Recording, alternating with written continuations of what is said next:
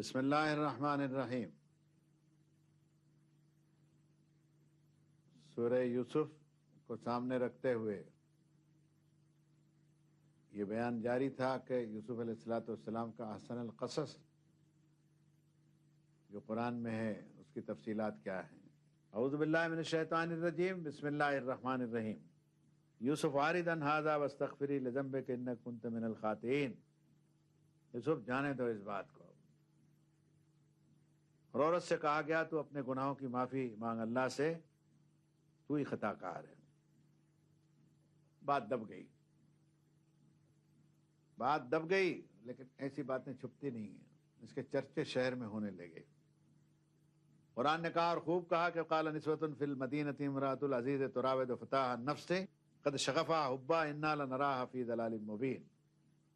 شہر کی بڑی بڑی بیگمات کہنے لگی، راج محل کا معاملہ تھا اس لیے بڑے بڑے لوگوں تک اس کے چرچے ہوئے۔ بڑی بڑی بیگمات یہ کہنے لگی کہ کیا ہو گیا عزیز مصر کی بیوی کو، وائسرائے کی بیوی ہو کر کے اتنی ہلکٹ حرکت اس نے کیسے کی کہ اپنے نوکر کے اوپر، اپنے ملازم کے اوپر وہ عاشق ہو گئی اور اس کو پھسلانے لگی اپنی طرف مائل کرنے کے لیے۔ اس غلام کی محبت اس کے جی میں گھر کر گئی ہے، ہم اسے کھلی ہوئی گمراہی میں دیکھتے ہیں۔ یعنی اس طرح کے چرچے ہونے لگے۔ چرچے جب ہوئے تو بیگم عزیز تک بھی، مصر کے وائسرائے کی بیوی تک بھی پہنچے۔ قرآن یہ کہتا ہے کہ فلما سمعت بمکرہن ارسلت الیہن واعتدت لہن متکئا۔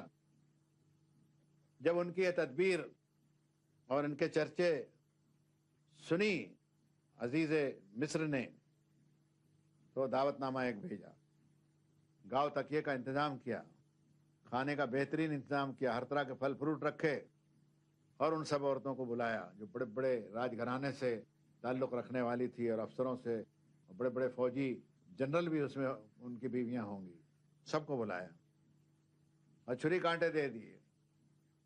معلوم ہوتا ہزاروں سال پہلے بھی مصر کے میں بڑے سماج کے بڑے لوگوں کے اندر چھری کانٹوں سے کھانے کا رواج ہوگا، تو اس میں کوئی تعجب کی بات نہیں۔ ہر ایک کے ہاتھ میں چاقو چھری دے دی اور یوسف سے کہا ذرا اس محفل میں سے یوسف نکل جا تو۔ جیسے ہی یوسف علیہ السلام بڑی سادگی سے نکلے ہیں وہاں، فلما رأینہ اکبرنہ وقطعن ایدیہن، جب دیکھا تو ششدر اور دہشت نے پڑ گئی اس کے حسن اور خوبصورتی اور اس کی نورانیت اور اس کے جمال کو، اور چیخ اٹھی تو قلنا حاشا للہ ما ھذا بشرا۔ اللہ کی بزرگی اور شان ہے، یہ انسان نہیں کوئی فرشتہ معلوم ہوتا ہے۔ اور اس تعجب کے موقع کے اوپر انہوں نے پھل کاٹتے کاٹتے اپنے ہاتھوں کو بھی زخمی کر لیا۔ یہ ان کی بے خودی اور وارفتگی کا عالم تھا۔ ان ھذا الا ملک کریم، یہ تو کوئی عزت دار فرشتہ معلوم ہوتا۔ تب بیگم عزیز نے کہا قالت فذلکن الذی لمتننی فیہ ولقد راودتہ عن نفسہ فاستعصم۔ یہی وہ شخص ہے جس کے بارے میں تم مجھے لعنت ملامت کرتی تھی، ایک جھلک دیکھنے پر تم سب کا یہ حال ہے، تو دن بھر میرے گھر میں رہتا ہوگا تو میرا حال کیا ہوگا۔ یہ دلیل تھی اس کے پاس اپنے عشق کو صحیح ثابت کرنے کی۔ لا حول ولا قوہ ولقد راودتہ عن نفسہ، میں نے خود پھسلایا بہلایا۔ بھرے مجمع میں اس کا اقرار کر لینا، یہ بھی انتہائی بے شرمی اور بے حیائی کی بات نہیں تو اور کیا ہوئی۔ فاستعصم، اور گواہی دیتی ہے یہ بچ گیا ہے۔ وَلَئِن لَّمْ يَفْعَلْ مَا آمُرُهُ لَيُسْجَنَنَّ وَلَيَكُونَ مِنَ الصَّاغِرِينَ۔ اب بھی اگر میں کہتی ہوں اس کو کرنے کے لیے تیار نہیں ہوگا، میرا تقرب حاصل اگر نہیں کرے گا یہ، تو پھر اسے جیل خانے میں بھیج کر کے میں اس کو ذلیل کرواؤں گی، الزام بھی لگاؤں گی اور جیل خانے کی سزا بھی دلواؤں۔ اس وقت حضرت یوسف جس حال میں ہے وہ بھی دیکھنے کیا امتحان ہے۔ بھائیوں نے کنویں میں ڈالا تھا تب بھی قمیض آڑایا، قمیض کو جھوٹ موٹ کا خون لگایا، باپ کو کہا۔ یہاں بھی قمیض آڑایا کہ قمیض کو پیچھے سے پھاڑ لیا اس نے۔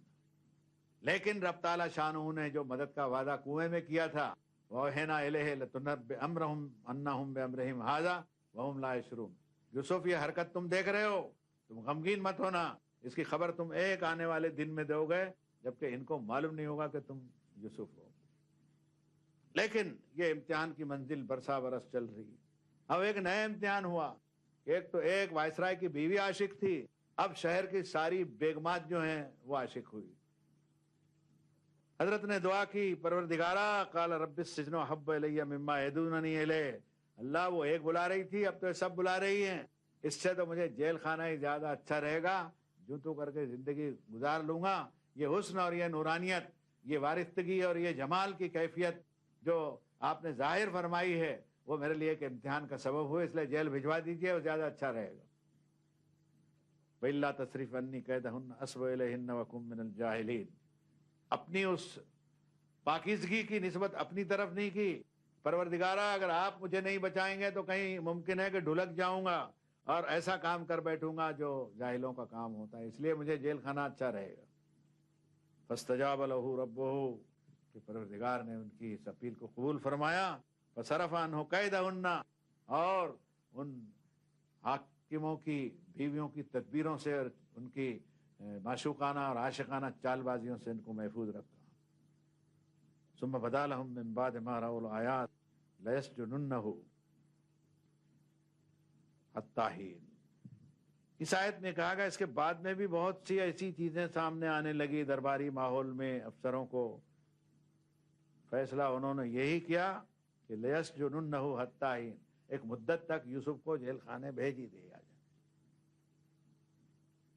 کیا نہایت آئی ہو. مجھے لگتا ہے کہ وہ عشقیہ ہائے ہائے کرتی ہوں گی, چھاتیاں پیٹتی ہوں گی, گانے گاتی ہوں گی, رات کو ان کو نیند نہیں آتی ہوگی یوسف کے عشق میں, اشعار کہتی ہوں گی اور آنسو بہاتی ہوگی, معلوم نہیں کیا کیا کرتی ہوگی. لوگوں نے دیکھا کیا ہوا کہ ایک غلام خریدا گیا اور رائل چیمبر میں اس کی پرورش ہوئی, اس کی جوانی پر پہنچا, وائسرائے کی بیوی عاشق ہوئی. اب پورے شہر کے بیگمات جو ہیں بڑے گھرانے کی, وہ گھروں کے اندر ایسی ایسی حرکتیں کر رہی ہے جس سے گھر کے لوگ سب پریشان ہوں. آخر فیصلہ یہ ہوا کہ بے قصور کو جیل خانے میں بھیج دینا زیادہ اچھا ہے. اس پر کسی شاعر نے خوب کہا, اسے پھر دہراتا ہوں, نرالی ہے عدالت مدعی خود جس کے قاضی ہیں, یہاں جو بے خطا نکلے اسے چھوڑا نہیں کرنا. بے خطا کو مت چھوڑو, بے قصور ہے اس کو جیل بھیج دو, قصوروار جو ہیں وہ ان کی فتح کا اعلان کرو. بس ایک وقت کے جیل خانے میں قیام حضرت کا ہوا, معلوم نہیں کتنے سال ہوئے. وَدَخَلَ مَعَهُ السِّجْنَ فَتَيَانِ. اب یہ قصہ دعوتی رخ لے رہا ہے. یوسف داخل ہوئے, ان کے ساتھ ساتھ جیل خانے میں دو لوگ اور بھی داخل ہوئے.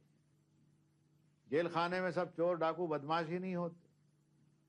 حاکم کی ناسمجھی کی وجہ سے یا اس کی بصیرت کی کمی کی وجہ سے یا اس کے عالم الغیب نہ ہونے کی وجہ سے کتنے بے گناہ بھی جیل خانے میں بھیج دیے جاتے ہیں. سبوں کا گنہگار ہونا ضروری نہیں ہے, یہ دنیا کا ایک تسلیم شدہ امر بھی ہے. دو آدمی جو اور داخل ہوئے, ان میں ایک پر جرم یہ تھا کہ بادشاہ کو کھانے میں اس نے زہر ملایا تھا, اور دوسرے کا یہ تھا کہ شراب کے اندر کوئی چیز اس نے ایسی ملائی تھی جس سے بادشاہ مر جاوے. جیل خانے میں جو دو لوگ داخل ہوئے اس میں سے ایک آ کے کہنے لگا, قال احدہما انی ارانی آصر خمرا وقال الاخر انی ارانی احمل فوق راسی خبزا تاکل الطیر منہ نبئنا بتاویلہ انا نراک من المحسنین. حضرت یوسف سے انہوں نے دیکھا کہ انتہائی خوبصورت حسین جمیل اور للہیت سے بھرپور نورانی چہرے والا یہ جوان, اور شاید جانتے بھی ہوں کہ بے قصور ہے یہ. اس میں ایک آ کے کہنے لگا کہ بھائی صاحب میں نے خواب ایسا دیکھا ہے کہ میں شراب نچوڑ رہا ہوں. دوسرے نے کہا کہ میں نے ایسا خواب دیکھا ہے کہ میں اپنے سر پر روٹیاں لادے ہوئے ہوں اور ان روٹیوں میں پرندے نوچ نوچ کر کے کھا رہے ہیں. ہمیں اس خواب کی تعبیر بتا دیجئے. انا نراک من المحسنین, ہم دیکھ رہے ہیں کہ آپ بہت محسن اور نیک آدمی ہوں. اس میں حسن کی بات بھی آ گئی. خواب کی تعبیر پوچھی ان سے. یہاں یہ کہنا چاہیں گے کہ بہت سے لوگ اناڑی پن کی وجہ سے کہتے ہیں خواب کوئی چیز نہیں ہے. خواب کوئی چیز نہیں ہے. اصل میں نہ تو قرآن شریف پڑھا ہے انہوں نے, نہ حدیث شریف پڑھی ہے, اور عقل بھی ٹھکانے کی نہیں ہے. خواب بڑی زبردست چیز ہے. خواب کا ذکر جب قرآن میں آیا, حضرت ابراہیم نے خواب دیکھا کہ اسماعیل کے بارے میں, اور فرمایا انی ارا فی المنام انی اذبحک, بیٹا میں خواب میں کیا دیکھ رہا ہوں اسماعیل, میں تجھے ذبح کر رہا ہوں. انظر ماذا ترى, تو دیکھ اس میں تیری رائے کیا ہے. حضرت اسماعیل نے کہا کہ ابا کائے کا خواب, خواب کوئی چیز ہوتی ہے کیا کیا اب بھی اتنے بڑے پیغمبروں کے بات کرتے نہیں. قال یا ابت افعل ما تؤمر ستجدنی ان شاء اللہ من الصابرین. ابا جان اللہ کا حکم کا اشارہ ہے، اس خواب میں سے کر ڈالیے راہ میرا معاملہ، تو انشاءاللہ آپ مجھے صابر پائیں. یہ واقعہ ہے قرآن. بسم اللہ الرحمن الرحیم. رسول اللہ نے خواب دیکھا، لقد صدق اللہ ورسولہ الرؤیا بالحق لتدخلن المسجد الحرام انشاءاللہ آمین. خواب کا انکار کیسے کر سکتے ہیں؟ بربنائیں جہالت. خواب دیکھا حضرت محمد صلی اللہ علیہ وسلم نے کہ احرام باندھے ہوئے ساتھی ہیں میرے ساتھ میں، اور میں عمرہ کر رہا ہوں، حج بیت اللہ شریف کی زیارت کے لیے جا رہا ہوں. اس سال اس کی تعبیر نہیں ہوئی، دوسرے سال ہوئی. حضرت کو کچھ پریشانی بھی ہوئی. اللہ نے فرمایا سچ کر دکھایا اللہ نے اس خواب کو جو اس نے اپنے نبی کو دکھایا تھا. آپ انکار کر سکتے ہیں خواب کا؟ ابھی آپ خواب کے بارے میں سائنس اور ٹیکنالوجی کا دور ہے، دیکھیں کہ سائنٹسٹوں کا رخ اگر اس طرف جس دن پڑا اس دن اور بہت سارے بھید کھلیں گے. لیکن ہم تو محض قرآن اور حدیث کی وجہ سے اللہ اور اس کے رسول سے کہنے سے یقین رکھتے ہیں. اچھے خواب بھی ہوتے ہیں، برے خواب بھی ہوتے ہیں. خواب تعبیر کے قابل بھی ہوتے ہیں، خواب کچھ اضغاث و احلام بھی ہوتے ہیں، پریشان خیال کے بھی ہوتے ہیں. ایک فن ہے، اس وقت اس کی بحث مطلوب نہیں. اشارتاً اتنا کہہ دینا چاہتے ہیں کہ خواب ہیں، خواب آتے ہیں اور بند آنکھوں سے آتے ہیں. کھلی آنکھوں سے خواب کسی کو دکھائی نہیں دیتا. تو حضرت نے جھٹ پٹ خواب کی تعبیر نہیں بتا دی. دائی حق موقع کی تلاش میں ہوتا ہے. ہمارے مرشد روحانی حضرت مولانا علی میاں صاحب رحمۃ اللہ علیہ نے اس کی تفسیر بڑی اچھی کی. انہوں نے کہا کہ قال لا یاتیکما طعام ترزقانہ الا نباتکما بتاویلہ قبل ان یاتیکما ذالکما مما علمنی ربی. ان کا بھائیو دیکھو ٹھہرو، جیل میں کھانے کا انتظام جب ہوتا ہے قیدیوں کو دینے کا، کھانا آنے کے پہلے پہلے میں تم کو خواب کی تعبیر بتا دوں گا. اس سے حضرت نے استرشاد فرمایا کہ اس زمانے کے جیل خانے کے لوگوں کو کھانا بھی دیا جاتا ہوگا، اور جیل کے کھانے کا دن بھر لنگر نہیں چلتا ہوگا. کھانے کا ایک وقت ہوتا ہوگا، گھنٹی بجتی ہوگی اور قیدی جو ہے ان کو کھانا دیا جاتا ہوگا. اور کھانے کا آدمی منتظر رہتا ہے، اور جیل میں تو خاص انتظار رہتا ہوگا. کوئی کام ہی نہیں ہے، کھانا اور مزدوری کرنا اور کوڑے کھانا اور سزائیں بھگتنا اور جیلر کی پٹائی برداشت کرنا. حضرت نے فرمایا کھانا آنے کے پہلے میں بتا دوں گا، لیکن میری بات سنو، میں جو خواب کی تعبیر بتاؤں گا وہ اندازے کی نہیں ہوگی. ذالکما مما علمنی ربی، میرے رب نے مجھے خواب کی تعبیر سکھائی. سن لے وہ لوگ جو کہتے ہیں خواب کوئی چیز نہیں. خواب کی تعبیر علوم انبیاء میں سے ہے، وہ علم الہی کی ایک چیز ہے. فرماتے ہیں انی ترکت ملت قوم لا یؤمنون باللہ وهم بالآخرۃ هم کافرون. پیغمبر دادے تھے ہی، خود نبی بھی بنائے گئے، اور دعوت حق کا جیل خانے میں شروع کی. یہ پہلا موقع ہے کہ حضرت یوسف علیہ السلام اپنے آپ کو بے نقاب کرتے ہیں. فرماتے ہیں بھائیو میں نے اس قوم کی ملت کو چھوڑ رکھا ہے جو اللہ پر ایمان نہیں رکھتی اور آخرت کی انکاری ہے. واتبعت ملت آبائی ابراہیم اسحاق و یعقوب، میں نے ملت ابراہیم کی اتباع کی ہے، میرے باپ ابراہیم اسحاق و یعقوب کی. کیا چیز ہے ملت ابراہیم؟ فرمایا ما کان لنا نشرک باللہ من شیء ذالک من فضل اللہ علینا وعلی الناس ولکن اکثر الناس لا یشکرون. بھائیو ہماری شان کے خلاف ہے کہ ہم اللہ کے ساتھ کسی کو شریک قرار دیں. یہ جرم ہم سے نہیں ہو سکتا، ہم نے کرنا بھی نہیں چاہیے. ہماری فضیلت اور مرتبہ، وہ اللہ نے ہم کو انسان اس شان کا بنایا ہے، ہم شرک کریں یہ ہم سے نہیں ہو سکے گا. یہ اللہ کا ہم پر فضل ہے اور سارے انسانوں پر بھی. لیکن انسانوں کو کیا ہو گیا کہ اتنی بڑی نعمت کا وہ شکرانہ ادا نہیں کرتے، خود شرک میں جا گھستے ہیں. پھر یہ کہتے ہیں کہ یا صاحب السجن ارباب متفرقون خیر ام اللہ الواحد القہار. اے بندی خانے کے دو میرے دوستو ساتھیو، کیا بہت سے چلر چالر کوڑا کچرا معبود اچھے، یا ایک اللہ ام اللہ الواحد القہار، ایک اکیلا بھی اور زبردست ساری ضرورتیں تمہاری اکیلا پوری کر دے. دونوں میں سے خیر کس میں ہے؟ یہ توحید کی پہلی دعوت تھی جو مصری جیل خانے کے اندر سیدنا یوسف علیہ السلام نے شروع کی. اور فرمایا ما تعبدون من دونہ الا اسماء سمیتموها انتم وآباؤکم ما انزل اللہ بہا من سلطان. فرمایا تمہیں کیا ہو گیا ہے کہ اللہ کے سوا دوسروں کی عبادت کرتے ہو؟ معلوم ہوتا مصر میں اس وقت اللہ کا نام بھی لیا جاتا ہوگا، اس لیے تو مصری بیگمات جو ہیں ہاشا للہ کہتی ہیں اللہ کی بزرگی کا بیان کرتی ہیں. اور یہی وجہ ہے کہ ایک پیغمبر توحید کی دعوت دے رہے ہیں تو کچھ لوگ کہتے ہیں کہ اصلاۃ کا تامروں کا نطر کا ما یعبد آباؤنا، کہ کیا تمہاری نماز تم کو یہ حکم دیتی ہے کہ ہم باپ دادا کا طریقہ چھوڑ دیں؟ تو معلوم ہوتا نمازیں بھی جیسی ویسی ہوگی اور اللہ کا نام بھی لیتے ہوں گے، لیکن ساتھ میں شرک بھی ڈھکیلتے تھے. اسی کو سورہ یوسف میں کبھی آپ سنیں گے آخری حصے میں کہ وما یؤمن اکثرهم باللہ الا وهم مشرکون. انسانوں کی اکثریت کا یہ حال ہے کہ اللہ پر ایمان بھی رکھتی ہے، ساتھ میں شرک بھی ڈھکیلتی ہے، دونوں کام ساتھ ساتھ چلتے. سلام اور انبیاء اور مرسلین پر کہ انہوں نے خالص توحید کی دعوت انسانوں کو دی کہ وہ شرک سے پرہیز کریں. پھر فرماتے ہیں کہ اللہ کے سوا جو تم نے شخصیتیں بنا لی ہے اللہ کا شریک بنانے کی، ان کی کوئی آکرتی، ان کا کوئی وجود نہیں ہے. اللہ آسمان سمیتموہا، نام دھر لیے ہیں تم نے اور تمہارے باپ داداؤں نے، ما انزل اللہ بہا من سلطان، اللہ نے کوئی دلیل اتاری نہیں کسی آسمانی کتاب میں. انہیں حکم الا للہ، ساری کائنات کے اندر اللہ کے سوا کسی کا حکم چلتا ہی نہیں ہے. امر اللہ تعبدوا الا ایاہ، اسی کا حکم ہے کہ بندگی صرف اسی کی جائے. ذالک الدین القیم، یہ انسانی زندگی کے بندوبست والا دین ہے. ولکن اکثر الناس لا یعلمون، لیکن اکثر انسان اس بات کو نہیں جانتے. خواب کے تعبیر اور خلاصہ اور اس کا نتیجہ بتانے کے پہلے سیدنا یوسف علیہ السلام کی تقریر کا وہ حصہ ہے جو انتہائی جامع اور پراسر ہے. اب خواب کی تعبیر بتاتا ہوں. معلوم ہوتا ہے شاید کھانے کا وقت قریب آنے لگا ہو. حضرت یوسف نے فرمایا کہ بھائیو، تم دونوں میں سے جو ایک ہوگا وہ اپنی ملازمت پر بحال ہوگا اور اپنے آقا کو، یعنی بادشاہ کو، شراب پلانے کی سروس پر مامور ہوگا. اور جو دوسرا ہوگا اسے پھانسی دی جائے گی، سولی پر ٹانگ دیا جائے گا اور اس کے سر کو نوچ نوچ کر پرندے کھاتے ہوں. یہی کچھ تعبیر ہے جو سوال تم نے مجھ سے خواب کی تعبیر کا پوچھا تھا. حضرت نے یہ نہیں کہا کہ تجھے پھانسی ہوگی اور تو چھوٹ جائے گا، بلکہ اس میں کنائے میں کہا، اشارے میں کہا.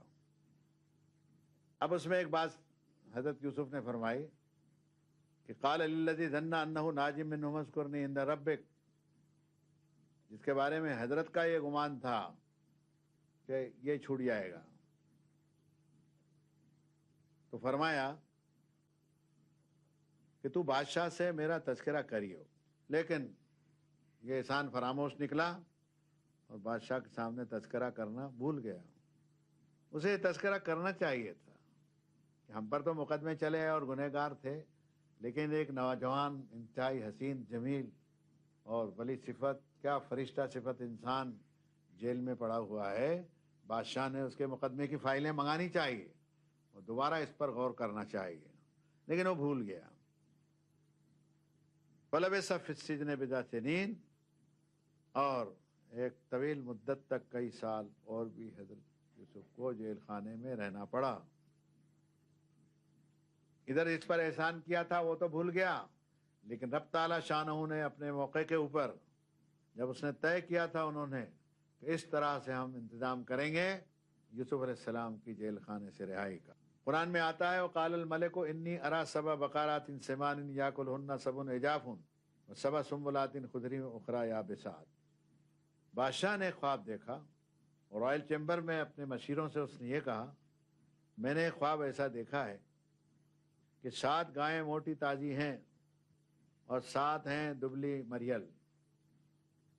یہ مریل گائے جو ہے وہ موٹی تازی کو کھا پی کر کے چٹ کر گئی، اور 7 بالیاں ہیں سبز ہری بھری، اور 7 بالیاں ہیں سوکھی ساکھی. اے سردارو، مجھے اس خواب کے بارے میں حقیقت بتاؤ، اس کی تعبیر بتاؤ، اگر تم خواب کی تعبیر کے بارے میں کچھ جانتے ہو. بادشاہی دربار کے لوگ ہکا بکا رہے اور کچھ جواب ان سے بن نہیں پڑا. اکثر یہ بول پڑے قالوا اضغاث و احلام ما مہیم، یور ایکسلنسی، یہ پریشان خیالات ہیں، رات کو کچھ الٹا سیدھا کھا لیا ہوگا، گیسز کی وجہ سے ایسا کچھ ہو رہا ہوگا. वमा नहनु बितावीलिल अहलाम बिआलिमीन, हम नहीं बता सकते कि ख्वाब की ताबीर क्या होती है और हम जानते भी नहीं। बस इस मौके के ऊपर वो जो बादशाह का शराब साज था वो उठ करके खड़ा हो गया और बड़ी मुद्दत के बाद उसे याद आया कि यूसुफ अलैहिस्सलाम जेल खाने में है, उन्होंने हमारे ख्वाब की बरसों पहले ताबीर बताई थी, वो ताबीर सच्ची सच्ची निकली। तो उसने बादशाह से कहा कि मैं खबर लाता हूं, मुझे भेज दो आप, या मुझे दरबार से जाने की इजाजत दो। मालूम होता है इसकी नीयत भी सही नहीं थी कि जाके पूछाऊंगा यूसुफ अलैहिस्सलाम से ताबीर और वो ताबीर अपने नाम से चला दूंगा उसको। ये आया हजरत यूसुफ के पास और किस अदब से उसने कहा, ए यूसुफ, हमदम साथी, हमारे सच्चे दोस्त, हमें बता क्या हकीकत है उस ख्वाब की जिसमें 7 गायें हैं, मोटी ताजी तगड़ी, और 7 मरियल दुबली। ये मरियल दुबली वाली जो है ये मोटी ताजी को खा गई। इसी तरह 7 भुट्टे यानी बालियां हैं, सब्ज हरी भरी, और 7 सूखी हैं। मैं जाता हूं आपका ख्वाब की ताबीर लेकर के ताकि लोगों को भी मालूम हो जाए। हजरत यूसुफ अलैहिस्सलाम ने ख्वाब की ताबीर उसको बता दी पूरे इखलास के साथ। उसने कहा, भाई इस ख्वाब की ताबीर यही हो सकती है, 7 बरस तक तुम्हें मुसलसल खेती बाड़ी करनी होगी पूरी मेहनत के साथ, और खेती में से जो चीजें तुम हासिल करो उसको महफूज कर लेना, बालियों में जो खाने को लगे उतना ही इस्तेमाल करना, बाकी बचा के रखना। इसके बाद 7 बरस ऐसे आवेंगे शिद्दत के, जो कुछ तुमने जमा किया होगा उसको खा पी के बराबर कर देंगे, लेकिन बीज के लिए तुमको बचाना पड़ेगा। इसके बाद 1 साल ऐसा आएगा जिसमें इंसानों की फरियाद सुनी जाएगी और उसमें वो शीरा निचोड़ेंगे, यानी खुशहाली आएगी। ख्वाब की ये ताबीर हजरत यूसुफ ने बताई। अब वो घबराया, इस ख्वाब की ताबीर के लिए यूसुफ का नाम लेना दरबार में जरूरी है, वरना मैं इसके बारे में पूछ परछ हुई तो तफसीलात नहीं बताऊंगा। अगली मजलिस में इंशाअल्लाह मजीद खुलासा पेश खिदमत करेंगे।